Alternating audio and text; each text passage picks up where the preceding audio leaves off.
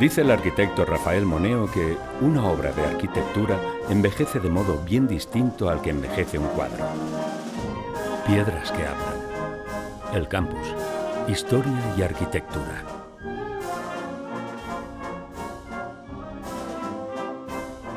El tiempo no es solo una pátina. Los edificios sufren ampliaciones, reformas, se sustituyen espacios y elementos. Su imagen se transforma cuando no, se pierde la que en su origen tuvieron. El cambio, la continua intervención, es el sino de la arquitectura. Pero la vida de los edificios se nos manifiesta mediante la permanencia de sus rasgos formales más característicos en el tiempo y que, por consiguiente, no radica tanto en el proceso del proyecto como en la autonomía que adquiere un edificio una vez construido. Si son suficientemente sólidos, estos rasgos se mantendrán en la historia y el edificio podrá absorber cambios respetando sus orígenes. El campus d'Alcoi de la Universitat Politècnica de Valencia está constituido por varios edificios reconocidos en la ciudad. Por un lado, el edificio del viaducto y después el conjunto de los edificios situados en torno a la plaza de Ferrándiz y Carbonell. Entonces, ¿cuáles son sus rasgos formales más característicos?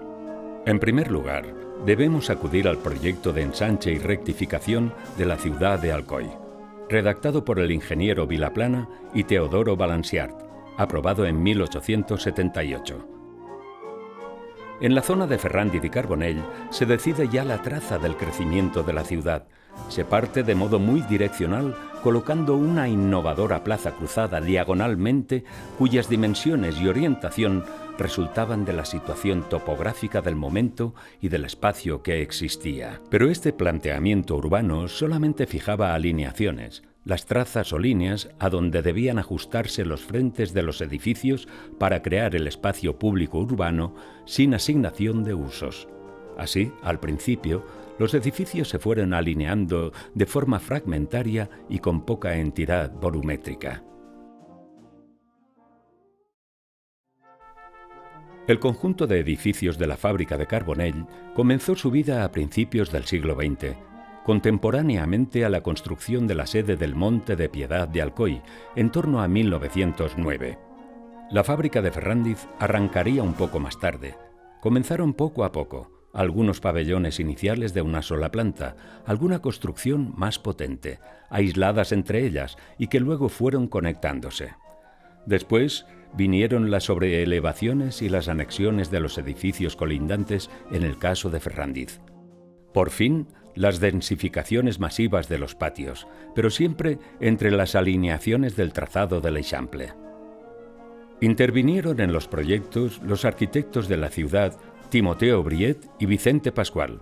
Las partes y los diferentes propietarios daban juego para los dos. Se iniciaron en un Art Nouveau simplificado y abstraído, camino de la modernidad que se adaptaba bien con composiciones clásicas o historicistas. En cualquier caso, la producción industrial en edificios verticales ya empezaba a desaparecer en las industrias más avanzadas de Europa y América.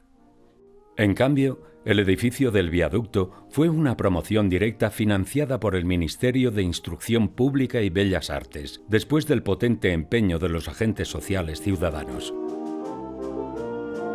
Está construido sobre los terrenos de la Casa de la Boya, la franquicia acreditada de la Real Fábrica de Paños, que antes se utilizaban como secadores de los materiales tintados de las industrias textiles. La construcción del edificio empezó el 19 de febrero de 1923. Su arquitecto, Joaquín Pla Laporta, pertenecía al grupo de arquitectos del establishment arquitectónico reconocidos socialmente en Madrid. Este grupo no era necesariamente notorio por su modernidad, sino por la tradición. A este grupo pertenecían también Luis Menéndez Pidal, que con José de Astiz estaban haciendo el Banco de España de la Avenida del País Valencià, ahora reconvertido en la Casa de Cultura. Arquitectura institucional, todavía tradicional, sin acercarse a la modernidad. La construcción del edificio se adjudicó en dos fases. La primera fase consistía en la construcción de los cimientos y la red de alcantarillado. Fue adjudicada a la empresa constructora de Pamplona, Herrod y San Martín. Esta empresa tuvo como supervisor local al arquitecto Vicent Pascual, hombre que con habilidad medió para que esta capaz empresa constructora preparara la inmediata aventura del Pont de Sant Jordi. Sin embargo, sería la empresa Pavimentos y Contratas Sociedad Anónima quien ocuparía 10 años más en acabar el edificio. Durante la larga construcción, ¿cuántas historias se vivirían? Los trabajadores, los oficiales especializados forasteros que intercambiaban su cultura con los locales, en medio de aprendizajes tecnológicos, conversando y viviendo con el sueño del progreso y de la prosperidad que para su oficio estas obras significaban. El edificio se acabó el 23 de enero de 1936 y en pocos meses estalló la Guerra Civil. Inicialmente, el edificio fue ocupado por un destacamento militar que vería con extrañeza las anchas dimensiones de las aulas. Poco tiempo después, y todavía antes de ser una escuela, estos espacios recibieron al Hospital Sueco-Noruego, una de las aventuras más emocionantes y enriquecedoras que pocos pueden imaginar. Médicos, enfermeras, diplomáticos, gente del norte que vinieron a vivir aquí y que tanto impresionaron a personas de esta ciudad. El recuerdo de estos personajes va elevándose hacia el camino del olvido, despacio, con lástima, a pesar de las inscripciones que allí permanecen. En cambio, sí podemos imaginar la dimensión y la intensidad de las relaciones humanas, de la idea de futuro que esto significó.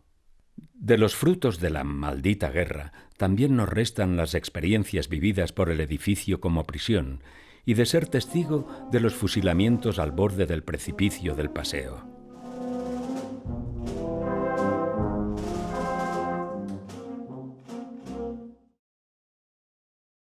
La consolidación del volumen de los edificios de Ferrándiz y Carbonell, que heredamos en 1995, había sido obra del trabajo de coherencia de Joaquín Aracil Aznar. El objetivo de Aracil era convertir en manzanas compactas las fragmentadas construcciones de Ferrándiz y los edificios aislados de Carbonell.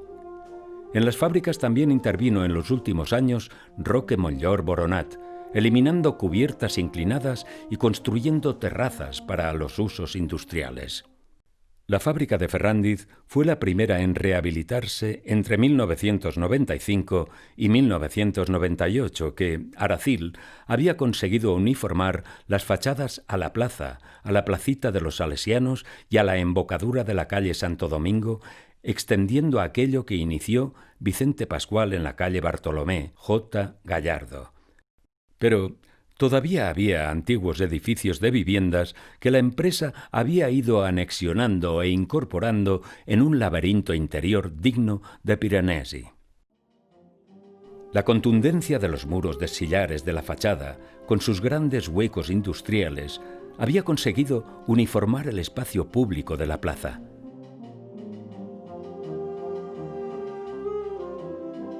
Enfrente, Carbonell ya no podía ser menos.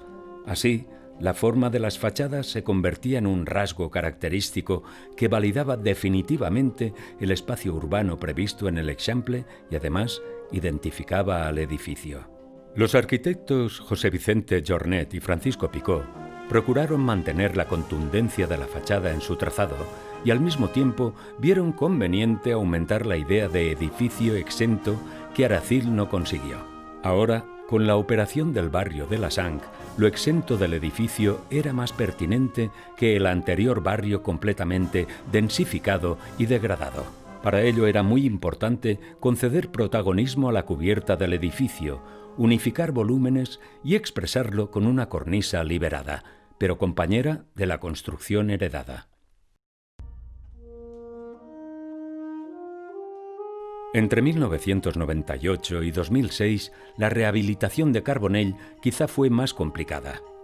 La disposición topográfica de los edificios iniciales desestabilizó la uniformidad de niveles. El continuo crecimiento del conjunto de los edificios llegó a colmatar completamente los patios interiores, incluso la construcción de altillos intermedios.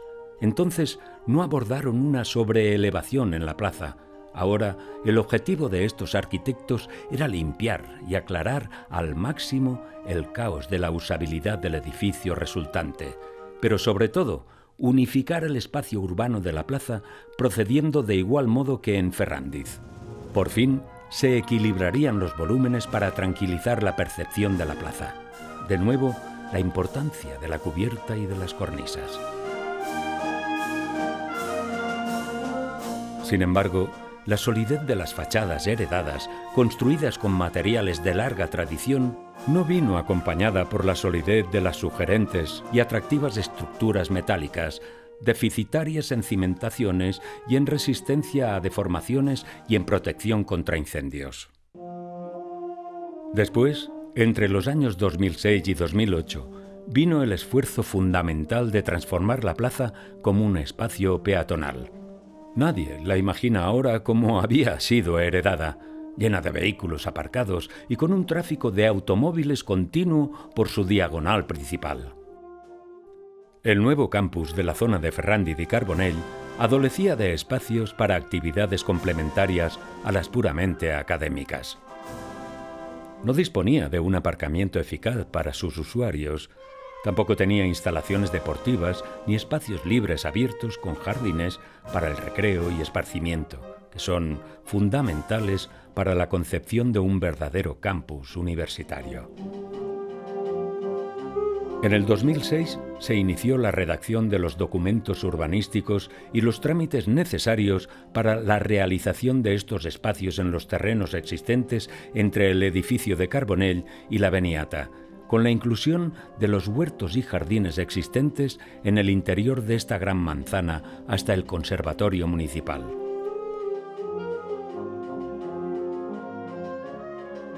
Se pretendía la construcción de un edificio que albergara un aparcamiento suficiente, un pabellón polideportivo ligado a un gimnasio y una serie de espacios para la investigación, para talleres y aulas experimentales. A través de la construcción de un parque ajardinado, se podría actuar uniendo el entorno de los diversos edificios, abriéndolos a la ciudad y a su sociedad civil en un uso compartido.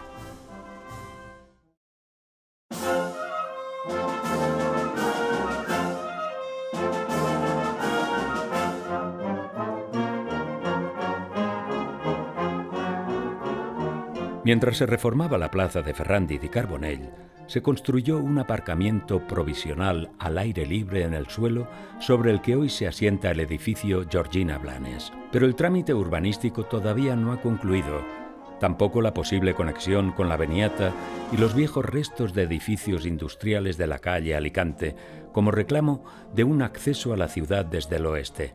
Sin embargo, durante el recorrido de los trámites se pudo autorizar la construcción del último edificio del campus de Alcoi de la Universitat Politécnica de Valencia. Es un edificio de nueva planta construido bajo el proyecto del arquitecto José Vicente Jornet, redactado entre los años 2009 y 2010. Las obras concluyeron en el año 2015.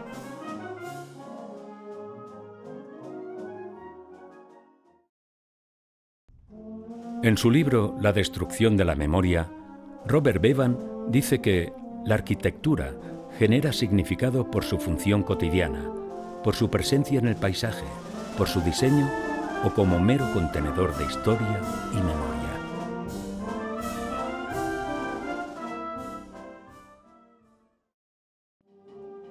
Durante los aproximadamente 100 años que tienen estos edificios, se han vivido en ellos muchas historias de gran valor también patrimonial. El 20% han sido ya historias universitarias. Desde el año 1972, bajo el amparo de la Universitat Politécnica de Valencia. Muchas personas han pasado por aquí. Todas plantaron la semilla de su experiencia que germinó en recuerdos de su memoria. La mayoría de ellas añoran aquella vida vivida con la más ancha de sus sonrisas.